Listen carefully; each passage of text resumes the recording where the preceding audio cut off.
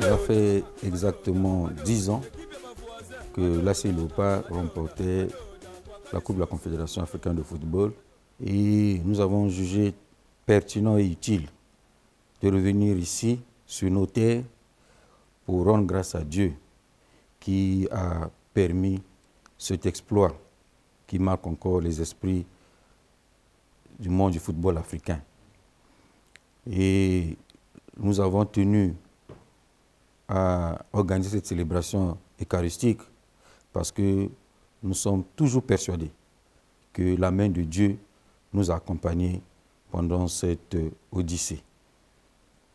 Et nous sommes très heureux d'être ici et d'avoir partagé avec nos joueurs, nos supporters, nos dirigeants aussi, des moments doux et agréables, émaillés de souvenirs communs.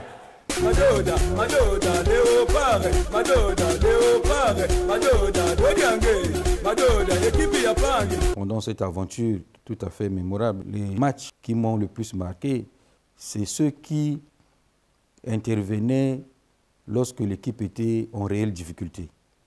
Je commencerai par notre match contre le club sportif sfaxien en Tunisie. Parce que l'équipe avait été battue ici, 1-2. Et cette équipe tunisienne était bien organisée avec des joueurs talentueux et expérimentés. Je rappelle qu'ils avaient déjà été champions d'Afrique. Et c'est la seule équipe qui a battu l'AS Léopard ici à Dolisie et qui a été applaudie par notre public, tellement notre adversaire avait bien joué. Nombreux supporters me remontaient même le moral en disant que, président, il ne faut pas avoir le cœur trop serré parce que notre adversaire était plus fort que nous. Et c'est d'ailleurs, pour la petite histoire, la première équipe maghrébine qui venait jouer ici. Mais ma détermination, dont je me départis rarement, m'avait conduit à penser que l'exploit était possible en Tunisie. De nombreux dirigeants qui m'accompagnaient d'habitude avaient même trouvé des raisons de ne pas aller en Tunisie, tellement ils étaient démotivés. Et j'ai souvenir que, arrivé en Tunisie, plus le match s'approchait, plus j'étais persuadé que nous pourrions gagner. Et l'équipe était mobilisée et les joueurs avaient pris conscience de leurs talents, de leurs atouts et de leur capacité à gagner en Tunisie. Et là-bas, nous avons rencontré un belgo-tunisien, le coach Nash, qui s'est approché de moi et m'a fait un tableau technique de cette équipe quand elle joue à domicile. Et les Tunisiens étaient tellement persuadés de leur victoire qu'ils m'avaient invité à un repas la veille du match, en me donnant des conseils pour l'édition suivante, tellement ils étaient évidemment convaincus que mon parcours s'arrêtait. Et grande était ma joie de savoir, de constater que nous avons obtenu la qualification. Je peux même vous dire que je suis sorti du stade à la mi-temps. Nous avons marqué notre but égalisateur. Il y a eu la mi-temps. Je suis allé parler aux joueurs au vestiaire pour les galvaniser. Et mon propos a été relayé par l'Océnique Komara, Sap, qui a dit à ses coéquipiers, le président a raison, on peut gagner les gars, on peut gagner. Et je suis sorti du stade. Et je suis dans mon véhicule, je tournais autour du stade et le chauffeur suivait la retransmission du match en direct à la radio et me donnait des nouvelles, puisque c'était en arabe.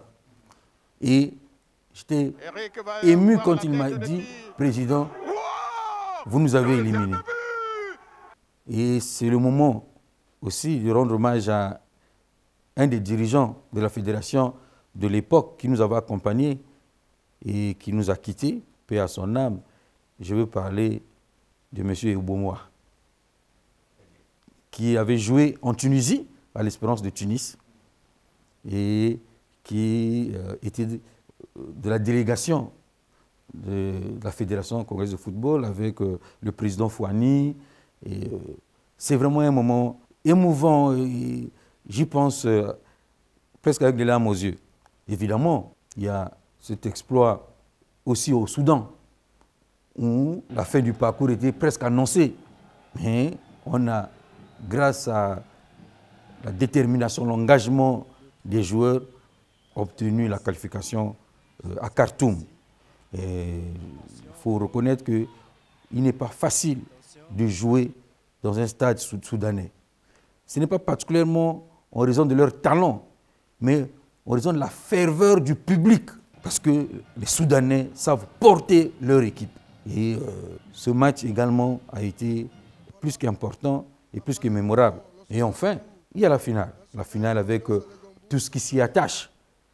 Les à côté, la pluie, la décision de la CAF de faire jouer le match, le suspense aussi, puisque notre adversaire avait égalisé, augmentant le niveau d'incertitude. Et enfin, recevoir la coupe et la présenter aux Doliziens, aux Congolais. Bref, voilà en quelques mots les matchs qui nous ont marqués plus que d'autres. Mais évidemment, chaque match avait sa vérité, sa réalité, et nous pourrions en parler pendant des heures et des heures. Mais voilà, j'espère que je peux me limiter à cela. Madoda, Madoda, Léopard, Madoda, Léopard, Madoda, Dodiangue, Madoda, équipe Yapang. Cette expression est tout à fait opportune. Je me disais incorrigiblement optimiste parce que j'ai évidemment la foi en Dieu et aussi la confiance en mes capacités de mener la troupe vers la victoire. Sans compter la confiance que je plaçais en mes joueurs, qui parfois pouvaient négliger et ne pas prendre conscience de leur réel talent.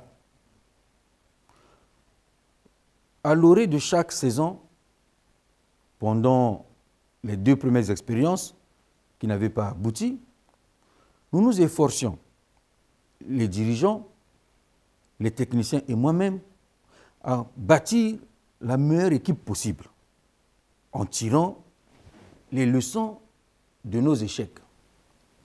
Mais quand j'avais pris la tête de l'AC Léopard, je m'étais fixé une ambition qui paraissait démesurée. Pourtant légitime. Je vous le concède. Mais cette ambition paraissait irréaliste, démesurée, utopique. Parce que je disais au public sportif congolais que je jouerais la Coupe d'Afrique dans 4-5 ans. Mais une année après, j'étais déjà en Coupe d'Afrique. Et j'avais promis la gagner. Mais évidemment, pour la gagner, il fallait que je m'offre les moyens d'y parvenir. Et je pense légitimement que une des clés de notre réussite, c'est cette volonté farouche de vaincre, mais en s'assurant tous les moyens possibles. Humains, donc les joueurs, matériels, humains, je parlais des joueurs et aussi des encadreurs, parce que nous avons attiré à Dolisie les entraîneurs de très haut niveau, les joueurs de divers horizons, mais qui avaient soit le talent et l'expérience des grandes compétitions africaines, et aussi, il ne faut pas se le cacher, les moyens financiers qui pouvaient soutenir cette aventure. Et je suis encore persuadé que nous avons fait à diverses étapes les bons choix, des choix forts, mais des bons choix.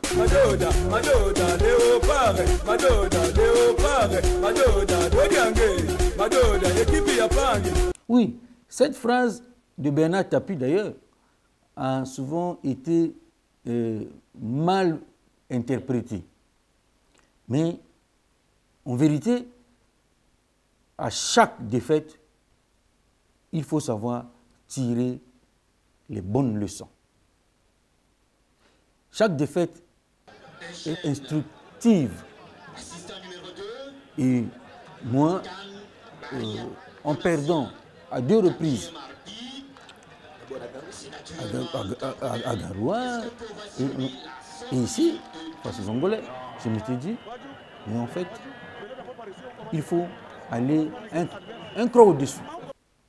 Et le collectif des joueurs que nous avons rassemblés était à la hauteur. Ils étaient décomplexés en plus.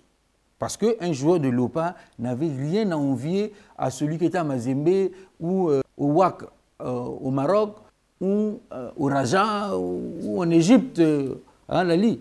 Parce qu'ils avaient presque même les mêmes revenus.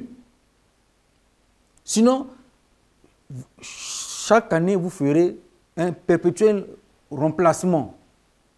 Puisque si vous n'avez pas les moyens de garder vos joueurs, ils sont remarqués sur l'échiquier africain, l'année suivante, les clubs les plus nantis les prennent. Mais vous voyez que nous avons gardé cette ossature pendant presque 8 ans, en valorisant le statut du joueur, ce qui est important, en valorisant le statut du joueur. Et c'est une des clés, je pense, de notre réussite.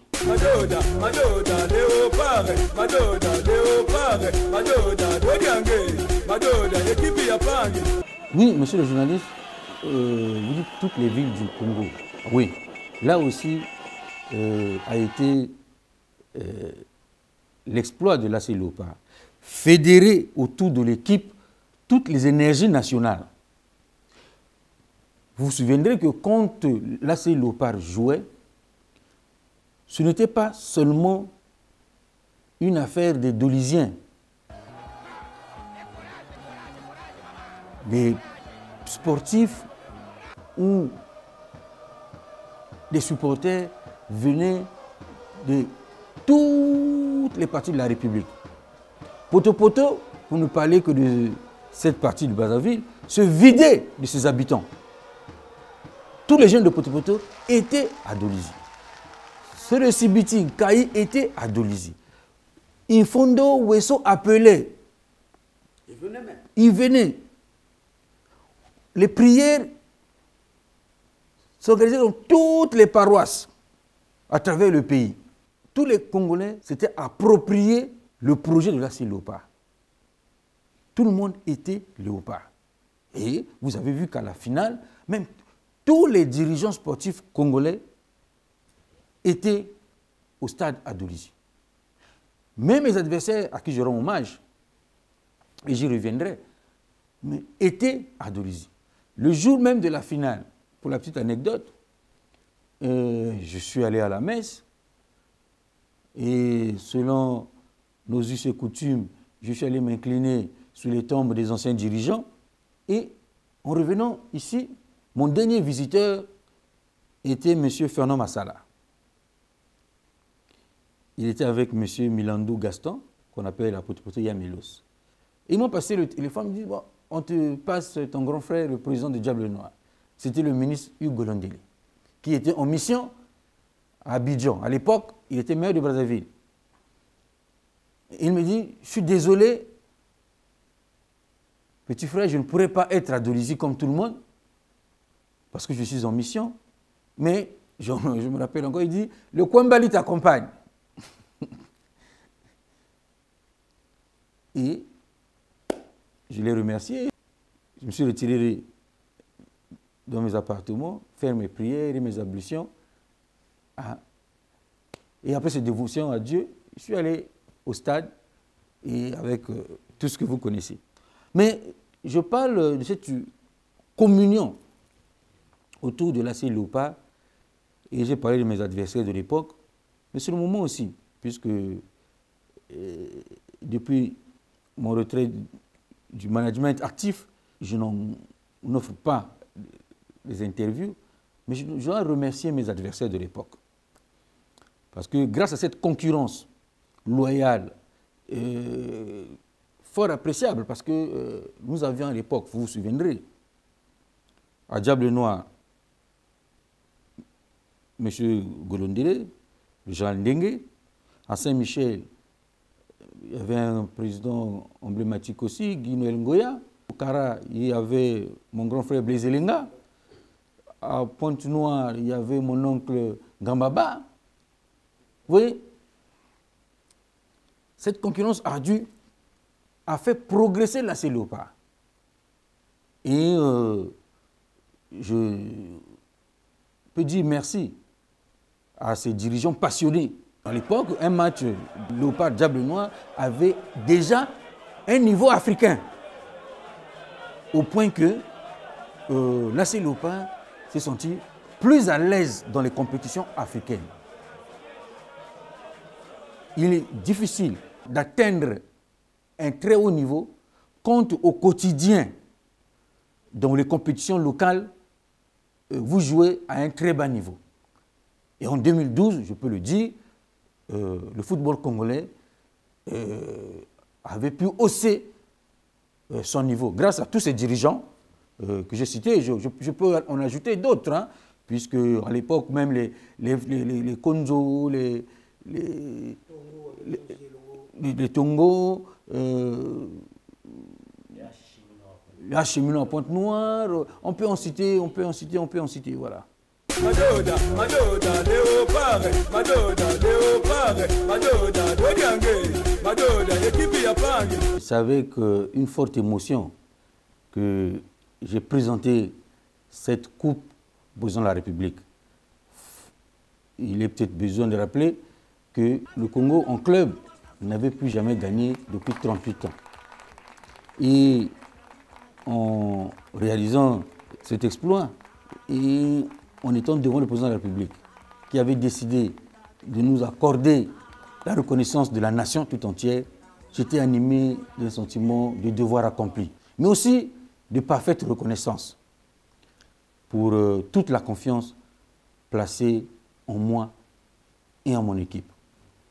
Le président de la République nous avait accordé, je prends un exemple, en demi-finale, avant d'aller au Soudan, une contribution financière importante. Je vais taire le montant, mais moi-même, j'avais presque les larmes aux yeux quand le ministre d'État, Philima Aïssa, alors directeur du cabinet du président de la République, m'a convoqué pour dire que le président a décidé de faire bénéficier l'AC Léopard de tels montants pour la poursuite de son aventure. Et beaucoup de Congolais ne le savent pas, mais le président de la République nous a soutenus comme un père et un vrai sportif. Et mes joueurs, mes dirigeants, nos supporters le savent et nous lui en sommes infiniment reconnaissants, éternellement reconnaissants. Madoda, Madoda, Léopard, Madoda, Léopard, Madoda, Dodiangue, Madoda, équipe Yapang. C'est vrai, vous faites bien d'en parler. Gaylor Bemende, pour l'histoire, j'ai commencé à l'encadrer alors qu'il jouait encore à la grande école de Poto-Poto, sans bottines, comme on dit, à la pelote. Et il a commencé à jouer à Union Sport Mbingi, encadré par le président Tika, Gamassa. Et de là-bas, je l'ai amené à l'Étoile du Congo. Tout jeune. Et nous étions tellement liés déjà que quand j'ai conçu le projet Léopard, c'est avec lui que nous avons commencé à choisir les joueurs. Et il était honnête avec moi. Il a dit, papa, puisque c'est comme ça qu'il m'appelait, je vais contacter tel joueur, tel autre. Ils vont aller avec toi à Dolisie. Moi, je viendrai l'année suivante parce que j'ai déjà donné ma parole au président Maïlas pour terminer la saison à l'Étoile du Congo. C'est pour ça que la saison 2009, Guélor est resté à l'Étoile. Moi, en me donnant sa parole de nous rejoindre en 2010. Évidemment, il a tenu parole, il nous a rejoints. Et en parlant de Guélor, je ne penserai pas spécialement au buteur que tout le monde connaît. On a appelé Suprême Lampadaire parce que le talent de buteur était indéniable. Je ne pense pas qu'un Congolais, les statistiques le diront, qui a marqué autant de buts dans notre championnat national. Je ne pense pas. Enfin. Mais je retiendrai beaucoup plus l'image du leader sur le terrain et hors du terrain. Guélor avait une influence positive sur ses coéquipiers. C'était un capitaine modèle qui savait tenir sa troupe et la conduire avec courage. Et vous verrez même que quand Guélor se fait mal pendant son ultime match, le ballon qu'il allait chercher était presque perdu. Mais toujours mu et animé par cette volonté, cette rage de jouer et de gagner, il y allait. Ce qui est arrivé, hélas, est arrivé. Dieu merci, nous avons pu réunir les moyens pour l'aider dans cette épreuve.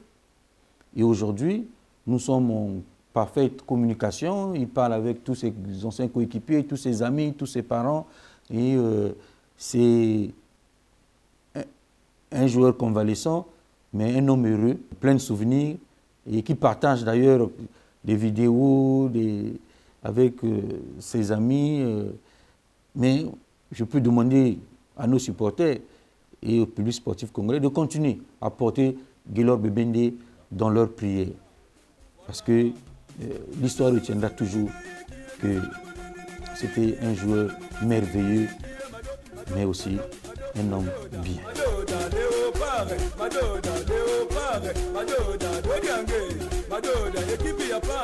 Madoda,